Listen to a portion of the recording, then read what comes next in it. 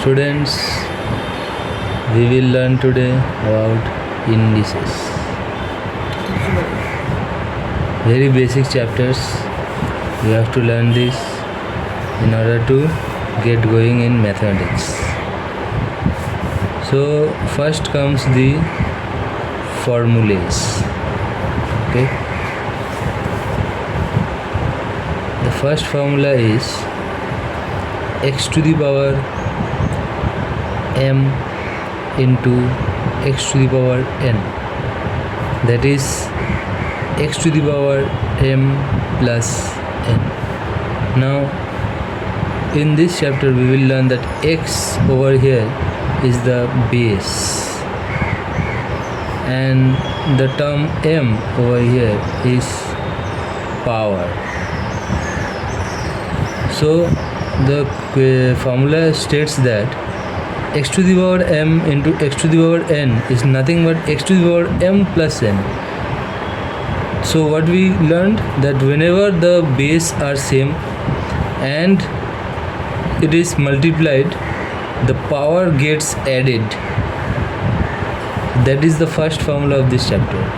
The second formula is x to the power m whole to the power n. Over here the power will get multiplied, x to the power m into n. The third formula is x to the x by y whole to the power m. It will come as x to the power m divided by y to the power m. Then comes the fourth formula, that is minus 1 to the power n. So it will give the answer minus 1 if n is odd number, and it will give a plus 1 if n is even number. That is the fourth formula. So the fifth formula is xy whole to the power m. It states that x to the power m into y to the power m. Then comes the sixth formula, 1 by x to the power m. It will again get transformed into x to the power minus m. So there is a thing that we have to remember, that whenever I take this base from numerator to denominator or vice versa, the power will get a sign change.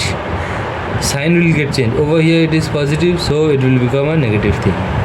If it was negative, it would have become a positive thing. Then comes the formula x to the power 0 is 1. Over here I would like to mention something in the bracket, that is x to the power, or okay, let's cancel anything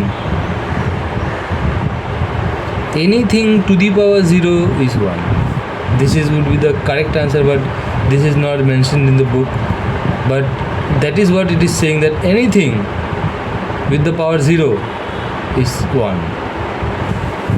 Now the eighth and the last formula I would say is a to the power 1 by x can be stated as x root over a. Without a reference, nobody can learn this one, because whenever I say that root over 2, people are not getting it. It is actually, the meaning is 2 to the power half. The root over means nothing but to the power half. That is it. This will be handy for all the sums that you do in the future.